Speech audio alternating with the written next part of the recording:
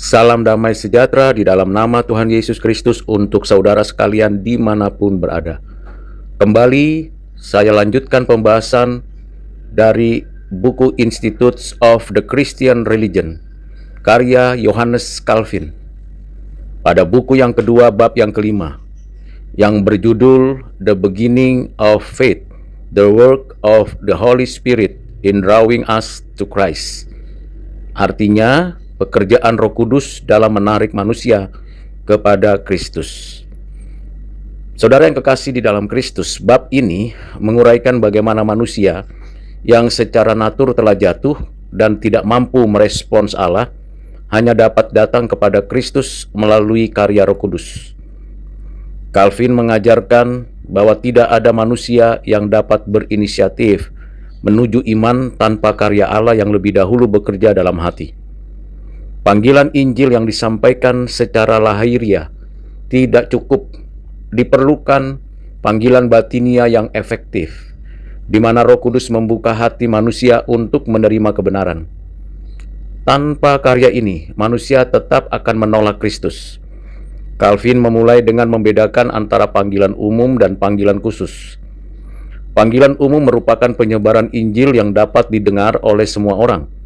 Namun panggilan ini tidak selalu menghasilkan iman sebab hati manusia tetap tertutup oleh dosa.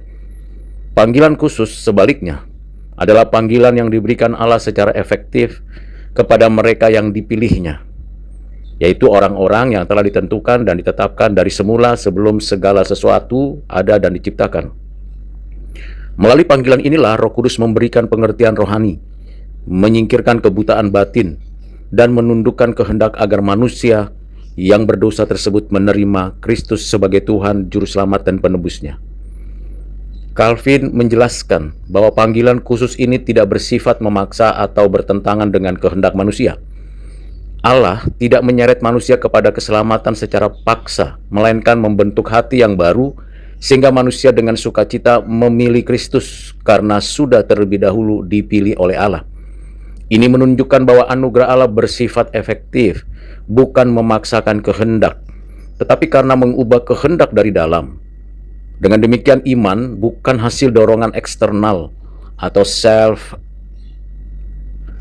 pada diri sebagai confidence, tetapi hasil dari pembaruan batin yang dilakukan Roh Kudus. Saudara, Calvin juga menunjukkan bahwa keberhasilan Injil tidak bergantung pada kejelasan penyampaian atau kebijaksanaan pengkhotbah, melainkan pada karya Roh Kudus yang menyertai pemberitaan Injil. Firman Tuhan yang diberitakan dapat ditolak oleh banyak orang, tetapi ketika Roh Kudus bekerja, firman Tuhan itu menembus hati dan membawa pertobatan sejati. Karena itu, iman bukanlah hasil persuasi manusia, tetapi penyataan kuasa Allah yang menghidupkan hati yang mati. Dalam menjelaskan bagaimana Roh Kudus bekerja, Calvin menekankan bahwa Roh Kudus menerangi akal budi sehingga manusia dapat memahami kebenaran Injil. Pemahaman ini bukan sekedar pengertian intelektual, tetapi pengertian rohani yang menyentuh hati, mengubah afeksi, dan menaruh kepercayaan pada Kristus. Pengetahuan rohani tidak diperoleh melalui usaha manusia, tetapi merupakan pemberian ilahi yang memampukan manusia untuk melihat keindahan Injil. Saudara yang kekasih di dalam Kristus, dalam hal ini juga Calvin menjelaskan bahwa iman adalah karunia Allah. Tidak seorang pun dapat percaya tanpa terlebih dahulu menerima kemampuan untuk percaya dari Roh Kudus. Injil dapat didengar oleh telinga, tetapi iman hanya dapat lahir melalui karya Roh Kudus yang meneguhkan firman Tuhan di dalam hati. Karena itu iman tidak muncul sebagai respons alamiah terhadap kebenaran, tetapi sebagai bukti bahwa Allah telah bekerja lebih dahulu. Iman adalah tindakan manusia, tetapi sumbernya adalah Allah. Karya Roh Kudus dalam menumbuhkan iman juga mencakup pembaharuan kehendak. Tanpa pembaharuan ini, manusia hanya akan tetap mengasihi dosa dan membenci Allah. Roh Kudus mengubah keinginan terdalam manusia sehingga ia terdorong untuk percaya kepada Kristus. Perubahan ini bukan sekedar modifikasi moral, tetapi transformasi total yang menghasilkan kehidupan baru. Inilah yang dimaksud oleh Calvin ketika ia menyatakan bahwa pertobatan adalah karya Roh Kudus, bukan hasil kemauan manusia. Calvin menolak pandangan yang menganggap bahwa manusia dapat menolak panggilan khusus secara final. Ia menegaskan bahwa panggilan ini bersifat efektif karena Allah yang berdaulat tidak mungkin gagal dalam mencapai tujuannya. Mereka yang dipanggil secara khusus pasti akan datang kepada Kristus. Namun, hal ini bukan karena mereka tidak memiliki pilihan, tetapi karena Roh Kudus telah mengubah hati mereka sehingga pilihan mereka selaras dengan kehendak Allah. Dengan demikian, panggilan khusus menghasilkan respons iman yang pasti, namun tetap sukarela.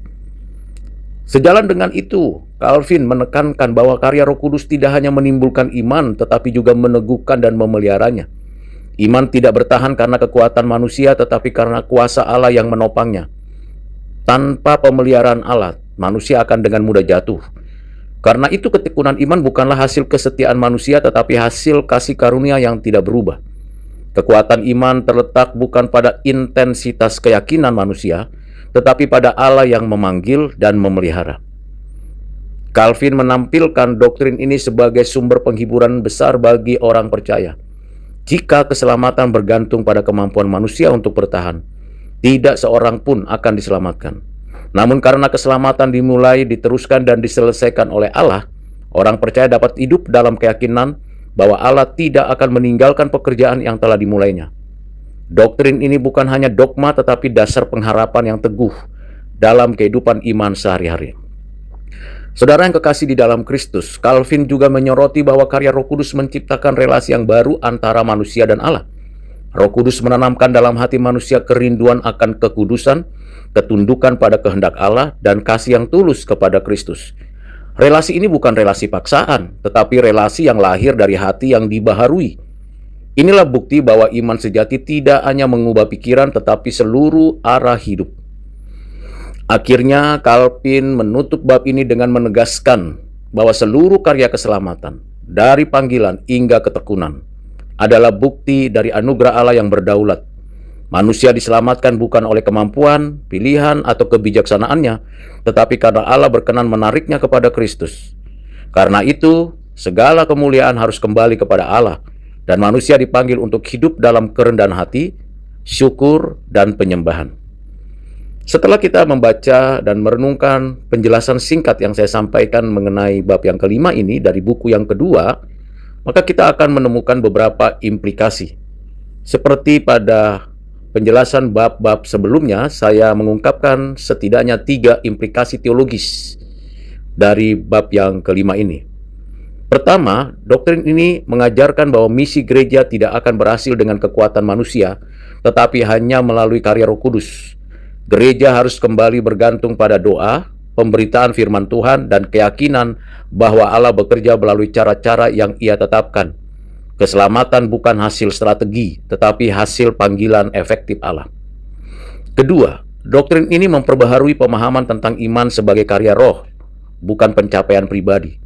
Di tengah budaya modern dan postmodern yang memuja otonomi dan pencapaian diri, doktrin ini menegaskan kembali bahwa iman adalah instrumen sebagai sarana respons terhadap inisiatif Allah, bukan hasil kemauan bebas manusia. Ini menumbuhkan kerendahan hati dan penghargaan yang lebih dalam terhadap karya Kristus. Ketiga, ajaran ini membentuk spiritualitas yang penuh syukur dan pengharapan. Jikalau Allah memulai dan menyelesaikan karya keselamatan di dalam diri manusia, maka orang percaya tidak perlu hidup dalam ketakutan atau keraguan. Keyakinan ini memberikan kekuatan dalam pergumulan, ketekunan dalam pencobaan, dan kesetiaan dalam pelayanan. Dengan demikian, doktrin panggilan efektif bukan hanya ajaran teologis, tetapi fondasi hidup Kristen yang kokoh dan berpengharapan. Demikian ulasan singkat pembacaan kita dari buku yang kedua, bab yang kelima, dari karya Institutes of the Christian Religion karya Johannes Calvin. Kiranya saudara sekalian semakin bersedia hati, bersedia waktu memperdalam buku tersebut dan mempelajarinya, serta sungguh-sungguh di dalam terang firman Tuhan. Nantikan lagi pembahasan pada buku kedua bab yang ke-6 dan seterusnya. Tuhan memberkati saudara. dan menyertai kita sekalian. Amin.